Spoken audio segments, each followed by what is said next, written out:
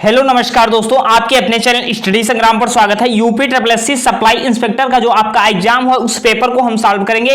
पूर्ति निरीक्षक जिसकी अपेक्षा आप लोग कर रहे थे कि भाई ग्रेजुएशन लेवल का पेपर है, एग्जाम आपका बिल्कुल डिफिकल्टी लेवल जो होगा अच्छा होगा, लेकिन पेपर आपको बिल्कुल इजी देखने को मिला है। इस लेवल का आपको एग्जाम यूपी SSC जो जूनियर असिस्टेंट पहले पूछती थी वो अभी टफ पूछती थी, जितने एग्जाम हुए सबसे इजी पेपर देखने को मिला है, क्योंकि यह ग्रेजुएशन लेवल तो लोगों की जो माइंड में था कि टफ पेपर आएगा, तो पेपर आप लोग देख लीजिए। जो लोग लेखपाल देने जा रहे हैं, जो लोग आगे एग्जाम यूपी SSC के संभावित एग्जामों में बैठेंगे, वह लोग देख लें और इससे एक मोटिवेशन कर लें कि आपके एग्जाम में बेस्ट से बेस्ट तैयारी कीजिए, क्योंकि आगे वैकेंसी भी आनी है। यूपी SSC पेट जो नया है इसकी भी प्रिपरेशन करते रहिए। तो देखते हैं फुल सॉल्व पेपर को जो आज हम हल करेंगे। देखिए अभी जो आपका आज का पेपर हुआ है, उसके पहले अगर आप चैनल पर नए हैं तो चैनल तत्काल प्रभाव से सब्सक्राइब कर लीजिए, क्योंकि आगे एग्जाम की में आपकी रणनीति में आपके सफलता आपको पहुंचाने में बिल्कुल मदद करेगा। और आपके मतलब पेट के एग्जाम में तो बिल्कुल बैच ही शुरू होने वाला है, टारगेटेड बैच शुरू होगा जो कम समय में आपको अच्छी प्रिपरेशन कराएगा। हमने बीएड की मास्टर क्लास को पढ़ाया था, आप जाकर के देख लीजिए। सप्लाई इंस्पेक्टर में वहां से प्रश्न आ चुके हैं, बिल्कुल ईजी पेपर आया। तो भाई हर जगह से पेपर आएगा, क्योंकि ईजी पेपर हर जगह से आता है। अब यहाँ पे क्या है, आप देखिए 1875 के अलीगढ़ आंदोलन से किसका नाम जुड़ा है, बताइएगा। अलीगढ़ नाम से किसका आंदोलन जुड़ा है? मोहम्मद अली जिन्ना, दादा भाई नौरोजी, हकीम अजमल खां या सर सैयद अहमद खां। तो इसमें हम लोग आंसर देने का प्रयास करेंगे कि आंसर आपको मिला लीजिए। जो लोग एग्जाम देकर आए, जो लोग नहीं भी देकर आए, वह पेपर देख लें कि कैसा पेपर आया। तो सर सैयद अहमद खां आपका बिल्कुल करेक्ट आंसर हो जाएगा। नेक्स्ट आपका पूछा गया है कनिष्क के शासनकाल में जो है, दूसरा क्वेश्चन आप देख लीजिए। कनिष्क के शासनकाल के दौरान कि निम्नलिखित में से कौन सी बौद्ध संगीत आयोजित की गई? तो आपको पता ही बौद्ध संगीत में 4 संगीत होती हैं। क्या होता है इसमें आपका बताइएगा कौन सा बिल्कुल करेक्ट आंसर हो जाएगा। तो चौथी बौद्ध संगीत जो आपकी होती है वह कुंडलवन कश्मीर में होती है और कनिष्क के शासनकाल में आयोजित होती है। नेक्स्ट क्वेश्चन देखिएगा 3 नंबर कि अष्टप्रधान जो है, अष्टप्रधान मंत्री परिषद किसके शासनकाल में पाया जाता है? तो इसमें आपका शिवाजी अगर आपने आंसर दिया होगा तो आप बिल्कुल करेक्ट हो जाएंगे। ऑप्शन नंबर सी आपका बिल्कुल करेक्ट हो जाएगा। अगर आपने पहली बार चैनल विजिट किया तो चैनल को तत्काल प्रभाव से सब्सक्राइब कर लीजिए। पेट एग्जाम में आपको संपूर्ण तैयारी कराई जाएगी। भारतीय राष्ट्रीय कांग्रेस के उस अधिवेशन का स्थान का नाम बताइए जहां पूर्ण स्वराज को अपना अंतिम लक्ष्य घोषित किया गया। लाहौर, कलकत्ता और सूरत अधिवेशन। कौन सा ऐसा संविधान संशोधन था? तो सूरत अधिवेशन तो हो जाता है भाई, नरम दल गरम दल अलग अलग हुए थे, लेकिन यहां पे पूछा गया पूर्ण स्वराज को अपना अंतिम लक्ष्य कब घोषित किया गया था? तो यह लाहौर अधिवेशन हो जाएगा। क्या हो जाएगा आपका? लाहौर अधिवेशन आपका बिल्कुल करेक्ट आंसर हो जाएगा। नेक्स्ट आप बताइएगा 5 नंबर क्वेश्चन का आंसर दीजिए कि नेक्स्ट आप देख सकते हैं कि 5 नंबर जो आपकी स्क्रीन पर क्वेश्चन है कि इनमें से मुख्य विरोधियों का सही ढंग नहीं बताया गया है। इसमें आपको सही ढंग एक गलत है और बाकी सब सही हैं। तो आपको बताना है कि सर कौन सा गलत हो जाएगा। तो पानीपत की लड़ाई बाबर व इब्राहिम लोदी के मध्य होती है 1526 में। पानीपत की दूसरी लड़ाई किसके मध्य होगी बताइएगा। तो पानीपत की दूसरी लड़ाई जो आपका था बिल्कुल करेक्ट आंसर हो जाएगा, क्योंकि यह किसके संग होती है बताइएगा। टीपू सुल्तान मराठा के संग तो नहीं होगी, एक में बाबर होगा, एक में क्या हो जाएगा राणा सांगा हो जाएगा। तो आपका ऑप्शन नंबर बी बिल्कुल करेक्ट हो जाएगा। नेक्स्ट बताइएगा 6 क्वेश्चन आंसर दीजिएगा। असहयोग आंदोलन क्यों बंद कर दिया गया? काफी स्पीड में बताएंगे। असहयोग आंदोलन क्यों बंद कर दिया गया? चौरी चौरा कांड के कारण, या काकोरी घटना के कारण, या लोगों की मौत के कारण, या जलियांवाला बाग हत्याकांड के कारण? तो बताइएगा असहयोग आंदोलन क्यों बंद कर दिया गया? तो आप बताइएगा क्या हो जाएगा। कुछ लोग जलियांवाला बाग बताएंगे पर जलियांवाला बाग वाले गलत हो जाएंगे। चौरी चौरा कांड हुआ था, जिसके कारण क्या हुआ था कि जो सैनिक थे, उनके जो पुलिसकर्मी थे, उनको जला दिया गया था पुलिस स्टेशन में। तो उसके कारण चौरी चौरा घटना के कारण असहयोग आंदोलन को गांधी जी द्वारा वापस ले लिया गया था। नेक्स्ट क्वेश्चन बताइएगा निम्नलिखित में से महात्मा गांधी का कौन सा सत्याग्रह नील कृषकों की समस्याओं से जुड़ा है? तो आपको पता ही होना चाहिए कि जब 1915 में 9 जनवरी 1915 को जो है क्या है गांधी जी वापस आते हैं भारत। अब जब भारत दक्षिण अफ्रीका से वापस आते हैं तो क्या है सबसे पहला जब वहां सूरत अधिवेशन हुआ था। सूरत अधिवेशन के बाद 1916 का अधिवेशन होता है लखनऊ अधिवेशन। लखनऊ अधिवेशन में जाते हैं जब गांधी जी भाई पहुंचते हैं लखनऊ अधिवेशन में, तो यहाँ वहां से डायरेक्ट क्या है, चंपारण सत्याग्रह जाते हैं। एक शुक्ला जी नाम के थे व्यक्ति जो जिनसे मिलते हैं और वहां पे जाते हैं। तो चंपारण सत्याग्रह जो है नील कृषकों की समस्याओं से जुड़ा हुआ था। तो चंपारण सत्याग्रह सबसे पहले जो गांधी जी द्वारा होता है। नेक्स्ट क्वेश्चन आप बताइएगा, जो 8 नंबर का आंसर दीजिएगा कि आपका बिल्कुल कौन सा आंसर होगा। तो 8 नंबर का आंसर बताइए कि राष्ट्रपति को पद की शपथ दिलाता है लोकसभा अध्यक्ष, भारत का मुख्य न्यायाधीश, भारत का राष्ट्र प्रधानमंत्री या भारत के उपराष्ट्रपति। ये लेखपाल का पेपर देखिएगा, इससे लेवल सही रहेगा, इससे लेवल टफ भी आ सकता है, क्योंकि ये पेपर तो देखिए ग्रेजुएशन लेवल अब क्या टफ बताएं, क्योंकि ग्रेजुएशन लेवल ही इजी आ चुका है। तो राष्ट्रपति पद की शपथ दिलाता कौन है, लोकसभा अध्यक्ष, भारत के मुख्य न्यायाधीश, भारत के उप प्रधानमंत्री या भारत के उपराष्ट्रपति। तो निम्नलिखित में से राष्ट्रपति पद की शपथ कौन दिलाता है, बताइएगा कौन शपथ दिलाएगा। तो भारत का मुख्य न्यायाधीश शपथ दिलाएगा। नेक्स्ट क्वेश्चन बताइएगा, भारत के संविधान में कितनी अनुसूचियां, ये तो पेट वाला एग्जाम देने वाला बच्चा भी दे देगा आंसर कि क्या हो जाएगा, भारत में संविधान में कितनी अनुसूचियां हैं, 9, 8, 10, 12। तो कितनी अनुसूचियां हो जाती हैं, 12 हो जाती हैं। जब संविधान का निर्माण हुआ था तो कितनी अनुसूचियां थी, 8 अनुसूचियां थी, लेकिन अब वर्तमान में कितनी है, 12 हो जाती हैं। भारतीय संविधान की प्रस्तावना को क्या कहा जाता है, भारतीय संविधान की प्रस्तावना को आमुख कहा जाता है, प्रलेख कहा जाता है, राज्य के नीतिनिर्देशक सिद्धांत कहा जाता है, संविधान की मुख्य विशेषताएं कहा जाता है। बताइएगा इसमें क्या कहा जाएगा, तो आमुख कहा जाएगा। क्या कहा जाएगा, आमुख आपका बिल्कुल करेक्ट आंसर हो जाएगा। नेक्स्ट आप देखिएगा, इसमें मिला लीजिएगा, लोकसभा के चुनाव के लिए अर्हता प्राप्त करने के लिए न्यूनतम आयु कितनी हो चाहिए। अगर आप लोकसभा का चुनाव लड़ना चाहते हैं तो आपको न्यूनतम 25 साल की उम्र होनी चाहिए। जैसे ग्राम सभा का लड़ना चाहते हैं चुनाव, अगर आप चुनाव अर्हता प्राप्त करने के लिए आपको 21 साल की उम्र होनी चाहिए। जबकि क्या है, राष्ट्रपति का चुनाव लड़ना चाहते हैं तो कम से कम तो आपकी उम्र 35 वर्ष से अधिक होनी चाहिए। नेक्स्ट आप बताइएगा, भारतीय संविधान में मौलिक अधिकार की अवधारणा का स्रोत कहां से लिया गया है। बताइएगा मौलिक अधिकार की अवधारणा का स्रोत कहां से लिया गया है। तो ये आपका यूएस से आपका बिल्कुल करेक्ट आंसर हो जाएगा। क्या हो जाएगा, यूएस से आपका बिल्कुल करेक्ट आंसर हो जाएगा। नेक्स्ट आप बताइएगा, आंसर दीजिएगा आपका जो क्या हो जाएगा, 13 नंबर का आंसर दीजिएगा, भारतीय संविधान में स्वतंत्रता, समानता और बंधुत्व आदर्श कहां से लिए गए हैं। स्वतंत्रता, समानता और बंधुत्व आदर्श कहां से लिए गए हैं। फ्रांसीसी संविधान, ग्रीक संविधान, रूसी संविधान। तो ये आपका फ्रांसीसी संविधान से हो जाएगा। स्वतंत्रता, समानता और बंधुत्व आदर्श फ्रांसीसी संविधान से लिए गए। पेपर कैसा लग रहा है, पेपर जिन लोगों ने पेट का एग्जाम भी दिया उनको भी ये लग रहा है कि भले वो एलिजिबल ना हो, भले इस सप्लाई इंस्पेक्टर में उन्होंने फॉर्म न डाला हो क्योंकि एलिजिबल नहीं होंगे, पेट का पेपर भी समझिए कि लेवल सही है इससे, लेकिन यहां पे जो है लेवल आपका ग्रेजुएशन लेवल पे, जो पेट का लेवल जो 10th स्टैंडर्ड से आया था वह पेपर इस तरह आया था, और एक ग्रेजुएशन लेवल पे पेपर जो आता है तो आपका बिल्कुल समझिए बिल्कुल इजी पेपर है। तो कट ऑफ आपकी बढ़ेगी, कट ऑफ आपकी बढ़ेगी, ये सब कुछ है। इसमें बताएगा विशेषता क्या नहीं, भाई ये नहीं बता सकते आप। त्रिस्तरीय सरकार है, सही है। सार्वभौमिक बहसमत का अधिकार है, सही है। राज्य के नीतिनिर्देशक सिद्धांत, सही है। सर सबसे छोटा लिखित संविधान, तो भारत का सबसे बड़ा लिखित संविधान है, छोटा किसने कह दिया, तो ये आपका क्या हो जाएगा, बिल्कुल सही हो जाएगा। पूछा है नहीं है तो ये नहीं विशेषता आपकी हो जाएगी। नेक्स्ट आप बताइएगा 15 नंबर, कैबिनेट मिशन योजना के तहत गठित अंतरिम सरकार का नेतृत्व किसने किया था।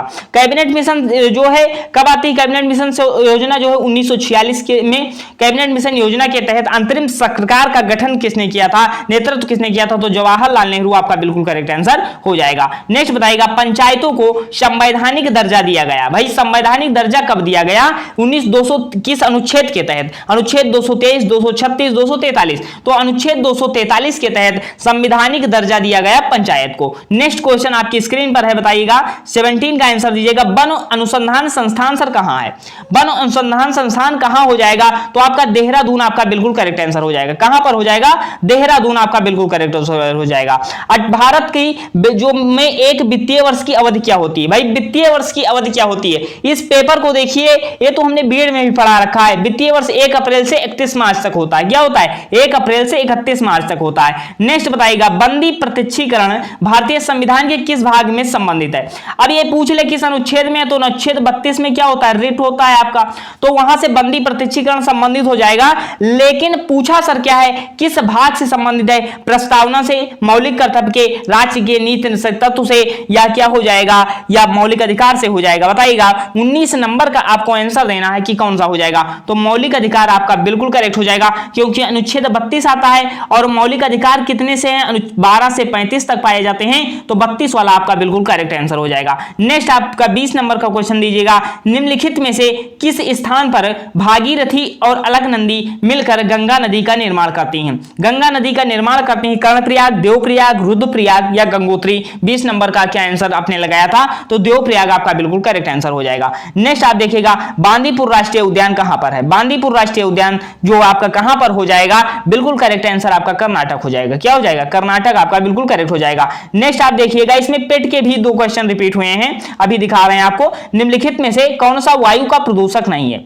वायु का प्रदूषक कौन सा नहीं है? कणकीय पदार्थ, oxygen, sulphur dioxide, nitrogen oxide. बताइएगा 22 का आंसर दीजिएगा, तो आपका क्या हो जाएगा? नाइट्रोजन ऑक्साइड जो आपका बिल्कुल करेक्ट आंसर हो जाएगा, या प्रदूषक नहीं होगा। नेक्स्ट आप देखिएगा, किस रक्त समूह को सार्वत्रिक दाता कहा जाता है? भाई क्वेश्चन अगर इसमें कठिन करना होता तो O- दे देता, O+2 ऑप्शन दे देता, लेकिन इसने जानकर इस क्वेश्चन को आसान बना दिया है कि सार्वत्रिक दाता सिर्फ किसे कहा जाता है, तो O को कहा जाएगा। सर्वग्राही या AB को कहा जाएगा, लेकिन सर्वदाता पूछा है तो O को कहा जाएगा। O- अगर ऑप्शन में दे देता तब आपका O- सबका बिल्कुल करेक्ट हो जाएगा। लेकिन यहां पे पूछा गया, सरल बना दिया गया क्वेश्चन को। अब यहां पे पूछा गया है, निम्नलिखित में से कौन सी संस्था मौद्रिक नीति बनाती है? भारत सरकार, RBI, SBI, राज्य सरकारें। बताइएगा इसमें आपका कौन सा आंसर हो जाएगा, तो RBI मौद्रिक नीति बनाती है, reserve bank of India. Next बताइएगा, पौधे का नर प्रजनन अंग कौन सा है? पुंकेसर, स्त्री केसर, कौन सा होगा? अंडाशय होगा।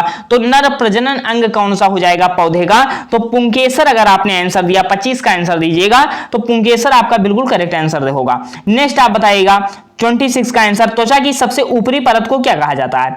त्वचा की सबसे ऊपरी परत को आप हिंदी में भले नहीं समझ पाए होंगे, पर इंग्लिश में आपको पता लग जाएगा, एपिडर्मिस कहा जाता है। क्या कहा जाता है? अधिचर्म या एपिडर्मिस कहा जाता है। नेक्स्ट क्वेश्चन हम देखेंगे 27 का आंसर देखेंगे कि धातुएं विद्युत की सुचालक क्यों होती?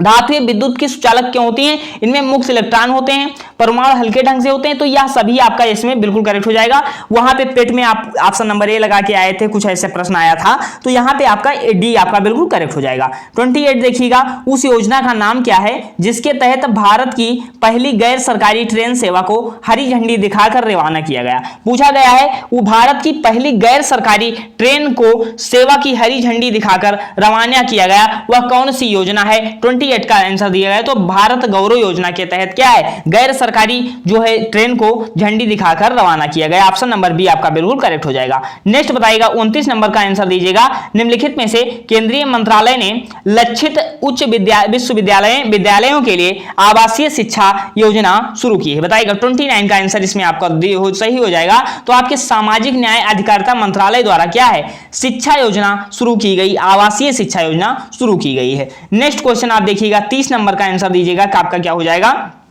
निम्नलिखित में से किस राज्य में सबसे पहले संपूर्ण साक्षरता मिशन अभियान शुरू किया गया? बताइएगा केरल, महाराष्ट्र, कर्नाटक, पश्चिम बंगाल। बताइएगा संपूर्ण साक्षरता अभियान कब शुरू किया गया? तो केरल द्वारा शुरू किया गया। नेक्स्ट आप बताइएगा, आयुष्मान भारत योजना के तहत भारत के पहले स्वास्थ्य देखभाल व कल्याण केंद्र का उद्घाटन किस स्थान पर किया गया है? आयुष्मान भारत योजना के तहत जो है कल्याण केंद्र स्वास्थ्य देखभाल के लिए उद्घाटन किया गया है, वाराणसी, बीजापुर या गोधरा या विदिशा। 31 नंबर का आंसर देना है, आपका बिल्कुल करेक्ट होना चाहिए, तो आपका बीजापुर आपका बिल्कुल करेक्ट आंसर हो जाएगा। नेक्स्ट आप बताइएगा 32 नंबर का, भारत ने कम दूरी की बैलिस्टिक मिसाइल का सफलतापूर्वक परीक्षण किया है, तो वह कौन होगी? पृथ्वी 1, पृथ्वी 2, पृथ्वी 3। बताइएगा तो पृथ्वी 2 आपका बिल्कुल करेक्ट आंसर हो जाएगा, अगर आपने ऑप्शन नंबर बी लगा कर आए हैं। एग्जाम के आए हुए पूरे प्रश्न है सप्लाई इंस्पेक्टर के, जो आपका आज का एग्जाम हुआ है। निम्नलिखित में से कौन सा देश भारत के महत्वपूर्ण खनिज निवेशी साझेदारी में 5.8 मिलियन अमेरिकी डॉलर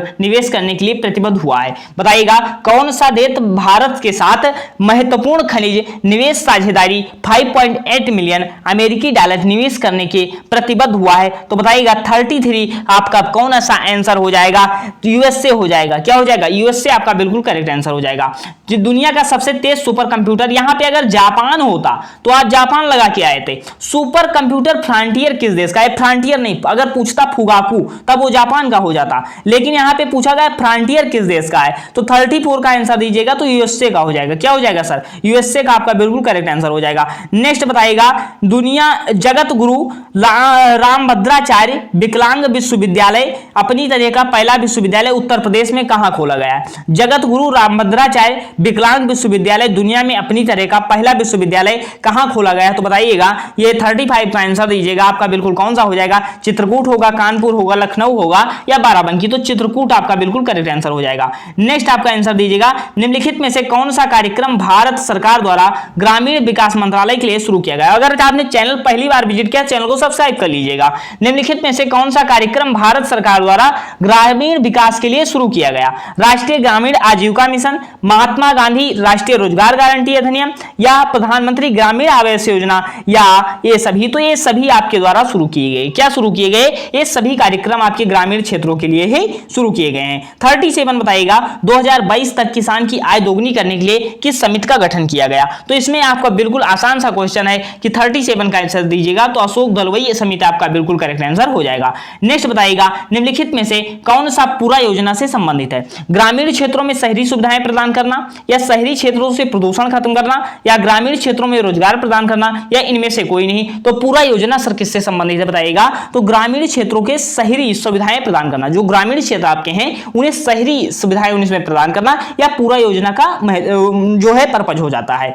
नेक्स्ट आप बताइएगा आपका कौन सा हो जाएगा, आपकी कितने सही हुई जरूर बताइएगा। फिरोजाबाद किसके लिए प्रसिद्ध है, तो एक कांच की चूड़ियों के लिए प्रसिद्ध हो जाएगा। इस मैथ के क्वेश्चन को आपने लगाया भी होगा, तो यहां पे क्या हो जाता है आपका 2 हो जाता है, आप इसे ऐड कर लेते तो 2 होता, 4 होता और 5 होता, तो 5 4 9 2 11, 11 आपका पहले ही आंसर आता तो ये आपका बिल्कुल गलत हो जाता। तो जो 11 आता तो ये 7 का 3 से पहाड़ा पढ़ लेते, 7 3 21 होता, तो 21 आप नीचे कर लेते, जब 21 नीचे करते तो 21/7 3 आता, 21/7 3 आता, 21/3 7 आता और 21/3 आता, तो 7 3 10 3 13/21 आता, तो 11 सही 13/21 आपका बिल्कुल करेक्ट आंसर हो जाता। नेक्स्ट देखिएगा, किस भारतीय शास्त्रीय नृत्य की उत्तर प्रदेश से हुई है, भारतीय शास्त्रीय नृत्य की उत्पत्ति उत्तर प्रदेश से हुई, कुचिपुड़ी, कथक, कथकली या भारतनाट्यम। 41 का आंसर दीजिएगा कौन सा आपका बिल्कुल करेक्ट हो जाएगा, तो कथक आपका क्या हो जाएगा, उत्तर प्रदेश से उत्पत्ति हुई, कथकली केरल का हो जाता है, कुचिपुड़ी आंध्र प्रदेश का हो जाता है, भारतनाट्यम कहां का हो जाता है, तमिलनाडु का हो जाता है। नेक्स्ट आप बताइएगा, उत्तर प्रदेश में रबी की फसलें कौन सी हैं, तो रबी की फसलें क्या हो जाएगी, गेहूं, चना, मटर, जौ हो जाएगा। क्या हो जाएगा, गेहूं, चना, मटर, जौ हो जाएगा। नेक्स्ट बताइएगा, प्रमुख आभूषण बाजार उत्तर प्रदेश के किस शहर में स्थित है, प्रमुख आभूषण बाजार उत्तर प्रदेश के किस शहर में, आभूषण बाजार कहां पर है ये बताइएगा, मेरठ में, कानपुर में, आगरा में या इनमें से कोई नहीं। 43 का आंसर दीजिएगा तो ये कानपुर आपका सही हो जाएगा। क्या हो जाएगा, कानपुर आपका सही हो जाएगा, क्योंकि कानपुर दिख रहा है, देखने पे पता लग जाएगा। अब यहाँ पे देखिएगा, आपको क्या है इसका मूल्य बताना है, इसका मूल्य क्या होगा, तो यहाँ पे जो है आपका a² - b² का फार्मूला लग सकता था, a² - b² का फार्मूला लग सकता था। इसका आंसर बताइए आप लोगों ने क्या लगाया था, 44 का आंसर बताइएगा। अब इसमें आपने क्या लगाया था, इस प्रश्न को अगर आप नहीं भी जानते थे फार्मूले वाइज तो आप क्या कर सकते थे, इसमें आपको करना था 14 का स्क्वायर आप जानते ही होंगे, तो 14 का स्क्वायर कर लेते 196 हो जाता, 4 का स्क्वायर करते 16 हो जाता, अब 4 का स्क्वायर करते 16 हो जाता, 18 का स्क्वायर करते तो क्या होता, 18 18 324 होता, 324 होता, अब 3 का स्क्वायर करते 9 होता, अब 3 का स्क्वायर 9 किया, अब इसको माइनस कर देते, बिल्कुल आसान से क्वेश्चन लग सकता था। अब यहाँ पे 180 आपका आ जाता, 180 आने के बाद 324 से माइनस 9 कर देते तो 315 आ जाता। अब 315 इसको आसान भाषा में आप ही की तरह हम काट लेते हैं। अब क्या इसे 5 से काट देते हैं तो 5 से क्या आएगा, 36 आएगा, और 5 से काटने पर 5 छक्का 30 आएगा, और बचा कितना, 5 छक्का 30 बचा 1 5 3 15 आएगा। अब यहाँ पे 36/63 आ गया, 36/63 आने पर क्या करेंगे, हम 4 से इसे काट लेते हैं, जो है आप हम इसे 9 से काटते हैं तो 9 चौक 36 होगा और 9 सते 63 होगा। क्या होगा, 4/7 आपका बिल्कुल करेक्ट आंसर आएगा। तो 4/7 अगर आपने लगाया तो आप बिल्कुल करेक्ट इस आंसर हो जाएगा। नेक्स्ट बताइएगा, 1 सेकंड 1 घंटे का कितना दशमलव है, बताइएगा 1 सेकंड जो है 1 घंटे का कितना दशमलव है, इस क्वेश्चन का आंसर दीजिएगा। तो 1 सेकंड में कितने भाई, 1 सेकंड 1 घंटे का कितना दशमलव है, इसका आंसर दीजिए। आप लोगों ने क्या लगा के आए हैं, इस प्रश्न का आप आंसर बता दीजिएगा। 45 का आप कौन सा लगा के आए हैं, और इसमें आप बताइएगा 46 का क्या है, प्रथम 5 अभाज्य संख्याओं का योग क्या होगा। प्रथम 5 अभाज्य संख्याओं का, इसको हल करना पड़ेगा, इसका आंसर आ जाएगा आपका। तो यहाँ पे क्या, प्रथम 5 अभाज्य संख्याओं का योग बताइएगा। तो यहाँ पे 5 अभाज्य संख्याएं क्या होंगी, पहली 3 संख्याएं बताइए अभाज्य, तो 2 होता है, 3 होता है, 5 होता है, 7 होता है, और क्या 9 तो होगा नहीं, 11 आपका हो जाएगा। तो 2 3 5 होता है, 5 5 10 7 17, 17 1 18 10 28 होता है। तो अगर आपका 28 आंसर आया था तो आपका बिल्कुल करेक्ट आंसर हो जाएगा। अब यहाँ पे आपको क्या दिया गया है, ये सब चीजें जो दी गई हैं ये DI ग्राफ की दी गई हैं, ये आप हल कर लीजिएगा, जो इसका आंसर आ जाएगा। तो आप लोग ये PDF कहेंगे तो पिन कर दिया जाएगा। अब यहाँ पे देखिए 53 का कंप्यूटर का क्वेश्चन पूछा गया था, तो कंप्यूटर का देख लेते हैं। निम्नलिखित में से किस फंक्शन की प्रयोग चयनित आइटम बदलने के लिए किया जाता है। तो चयनित आइटम बदलने के लिए इसमें कंप्यूटर के भी प्रश्न आए थे, तो 53 का बताइएगा आपका कौन सा आंसर हो जाएगा। तो चयनित आइटम को बदलने के लिए F2 का प्रयोग किया जाता है। नेक्स्ट बताइएगा, दस्तावेज को प्रिंट करने के लिए एक प्रमुख कदम कौन सा हो जाएगा। तो यहाँ पे दस्तावेज को अनसेप करना हो जाएगा और आपका डॉक्यूमेंट को प्रिव्यू करना हो जाएगा। तो आपका ऑप्शन नंबर डी आपका बिल्कुल करेक्ट आंसर हो जाएगा। नेक्स्ट आप बताइएगा, MS वर्ड में एक कैरेक्टर को आगे ले जाने के लिए किस कीबोर्ड का उपयोग किया जाता है। आगे ले जाने के लिए किसका आप प्रयोग करेंगे। तो 55 का आंसर दीजिएगा आपका बिल्कुल कौन सा हो जाएगा। तो राइट प्लस एरो करेंगे, राइट एरो करेंगे। नेक्स्ट आप बताइएगा, स्प्रेडशीट में जटिल गणनाओं को सेट करने के लिए एक आसान तरीका कौन सा हो जाएगा। दशमलव, भिन्न, बुलियन या फंक्शन, या बताइएगा 56 का आंसर दीजिएगा आपका कौन सा इसमें हो जाएगा।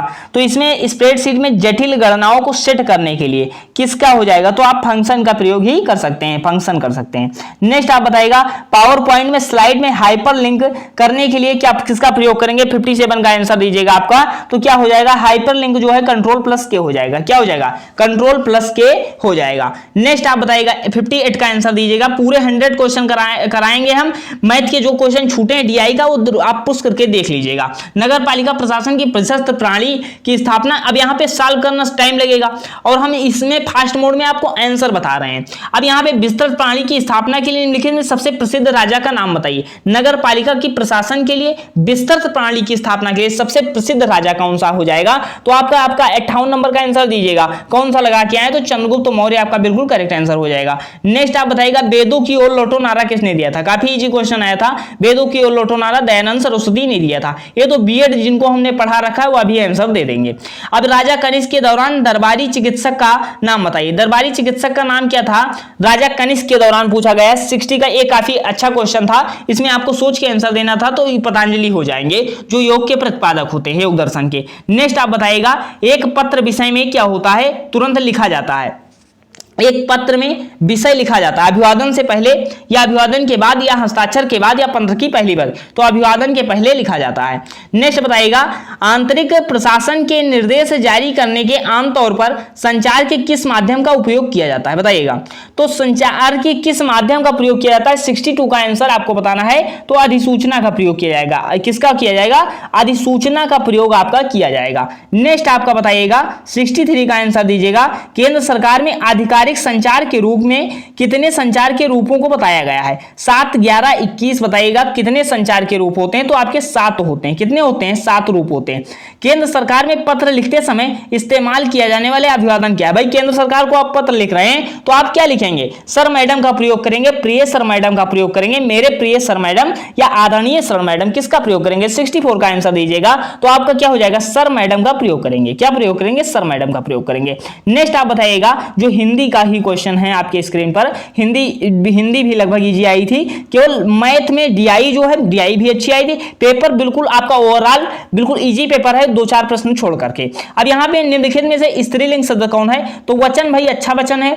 प्रहार हुआ, सर्प ने काटा, तो ये सब क्या हो जाएंगे, ये पुल्लिंग हो जाएंगे। कुंडली आपका स्त्रीलिंग हो जाएगा। इसमें क्या है, प्रत्यय जो लगा है वह स्त्री प्रत्यय भी लगा हुआ है। नमक मिर्च लगाना, मुहावरे का अर्थ क्या हो जाएगा, तो बढ़ा चढ़ाकर कहना, अर्थात नमक मिर्च लगाना अर्थात बढ़ा चढ़ाकर कहना। सावन हरे न भादो रूखे, सावन हरे न भादो सूखे, कहावत का अर्थ आपको बताना है। तो सदा एक समान रहना। क्या हो जाएगा, सदा एक समान रहना। जिसने ऋण चुका दिया है उसके लिए एक शब्द क्या होगा, जिसने ऋण चुका दिया अर्थात वह ऋण हो चुका चुका है। क्या हो चुका है? वह उत्तीर्ण हो चुका है। तो आप भी चैनल को सब्सक्राइब कर लीजिए और वीडियो को शेयर कर दीजिए अपने दोस्तों के पास कि आप भी उत्तीर्ण हो जाएं। 69 का आंसर दीजिएगा। आपका क्या हो जाएगा? 69 का आंसर दीजिएगा। तो इसमें आपका क्या है? शीला प्रतिदिन स्कूल जाएगी, आपका बिल्कुल जाती है, बिल्कुल करेक्ट हो जाएगा। क्या हो जाएगा? बिल्कुल करेक्ट हो जाएगा। निम्नलिखित में से दिन का श्रुति सम क्या हो जाएगा? दिन का दीन हो जाएगा। दिन का क्या हो जाएगा? दीन आपका बिल्कुल करेक्ट हो जाएगा। निरीक्षण का विलोम आपको बताना है, तो निरीक्षण का विलोम आपका साक्षर होगा। क्या हो जाएगा?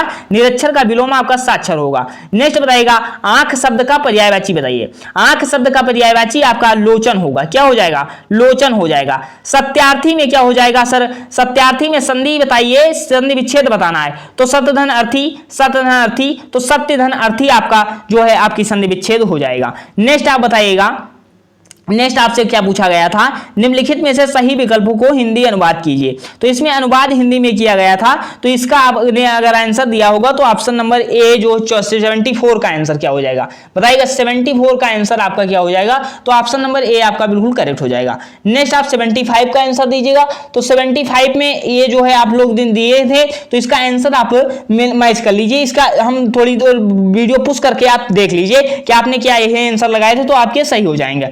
नेक्स्ट आप देखिए, कृपण और कृपाण शब्दों के लिए प्रयोग होता है। कृपण किसके लिए प्रयोग होता है? क्रमशः बताइएगा।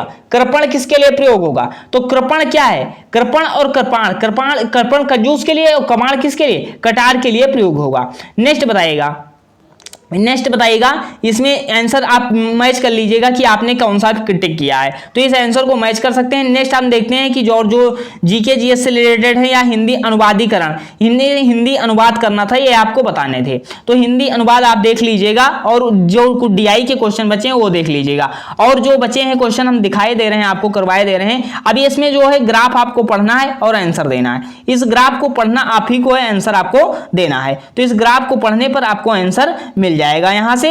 तो यहां से आप लोगों ने, हमने सोच रहे हैं कि अच्छा किया होगा, ने फुल पेपर सॉल्व कराने का प्रयास किया है। अब यहां से 100 जो 95 का क्वेश्चन हम देख लेते हैं, 95 का आंसर देख लेते हैं। तो इसमें क्या होगा? तो 95 का आपका बी हो जाएगा, डेमी ऑफिशियल लेटर हो जाएगा। क्या हो जाएगा? डेमी ऑफिशियल लेटर हो जाएगा। नेक्स्ट आप देखिएगा 96 क्या हो जाएगा। और देखिए जो क्वेश्चन आपके बचे हुए हैं, डीओ पत्र में अधिक्रमण लिखने का सही तरीका क्या है? तो आप बताइएगा। तो क्या हो जाएगा? आपका भवदीय हो जाएगा। क्या हो जाएगा? भवदीय हो जाएगा। ऑफिस मेमोरेंडम में इस्तेमाल किया जाता है। ऑफिस मेमोरेंडम में किसका इस्तेमाल किया जाएगा? भाई कोई अभिवादन का इस्तेमाल नहीं किया जाता है। नेक्स्ट बताइएगा, नीति के महत्वपूर्ण मामलों में क्या होता है? नीति के महत्वपूर्ण मामले, औद्योगिक लाइसेंसिंग नीति के सरकार निर्णयों की सार्वजनिक घोषणा के लिए किस प्रकार का संचार का प्रयोग किया जाता है? तो क्या अधिसूचना का प्रयोग किया जाएगा। नेक्स्ट आप बताइएगा, 100 का आंसर दे दीजिएगा। 100 का, ये 99 का आंसर बता दीजिए। क्या हो जाएगा? 99 का आंसर बता ही दीजिए। विदेश सरकार के पत्राचार निर्देश के कौन सा सरकारी मंत्रालय जिम्मेदार होगा? आपका कौन सा सरकारी मंत्रालय आपके जिम्मेदार होगा? तो विदेश मंत्रालय हो जाएगा। क्या विदेश मंत्रालय आपका जिम्मेदार हो जाएगा? और ये 100 का आंसर दीजिएगा। लास्ट क्वेश्चन है, हमने पूरा पेपर कराने का प्रयास किया, जो सॉल्व नहीं किया जा सकता, टाइम लगेगा, वो हमने छोड़ दिया है। आप देख सकते हैं जो चीज मिली यहाँ पे आप मैच कर सकते हैं। तो आपको क्या हो जाएगा? ये आपका ऑप्शन नंबर डी यहाँ पे आपका बिल्कुल करेक्ट हो जाएगा, जिसका फुल फॉर्म आपका क्या होगा? आप देख सकते हैं सेंट्रल क्या हो जाएगा? Central secretariat manual of office practice हो जाएगा। तो हमने पूरे प्रश्न को सॉल्व करने का प्रयास किया है। और अगर आप चैनल पर नए हैं तो चैनल को सब्सक्राइब कर लीजिएगा। और अगर आप जैसे लेखपाल का एग्जाम देने जा रहे हैं तो आप बेहतर रूप से तैयारी कीजिए, आप जरूर सफल होंगे। मिलते हैं नेक्स्ट वीडियो में। अंत तक जुड़े हैं तो आप सभी का धन्यवाद।